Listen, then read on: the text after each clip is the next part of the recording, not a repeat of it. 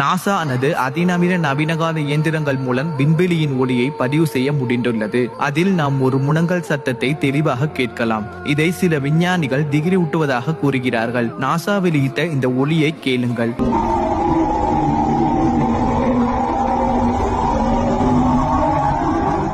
நபி ஸல்லல்லாஹு அலைஹி வஸல்லம் அவர்கள் விண்ணுலகில் அல்லாஹ்வை சந்திக்க சென்ற போது அவர் விண்வெளி வழியாக பயணம் செய்தார். மேலும் அவரது பயண அனுபவம் குறித்து அவரது தோழர்களில் ஒருவர் அவரிடம் கேட்டார். அதற்கு நமது அன்புக்குரிய இறைத்தூதர் ஸல்லல்லாஹு அலைஹி வஸல்லம் அவர்கள் இவ்வாறு கூறினார்கள்: நீங்கள் காணாததை நான் காண்கிறேன். வானம் முணங்குகிறது, அது முணங்குவதற்கு உரிமை உண்டு. அல்லாஹ் உயர்ந்தவன். இறைத்தூதர் முஹம்மது நபி ஸல்லல்லாஹு அலைஹி வஸல்லம் அவர்கள் 1400 ஆண்டுகளுக்கு முன்பு விண்வெளிக்கு அல்லது விண்ணுலகத்திற்கு பயணம் செல்லவில்லை என்றால் விண்வெளியின் ஒளியின் சரியான விளக்கத்தை எவ்வாறு அறிந்திருப்பார்?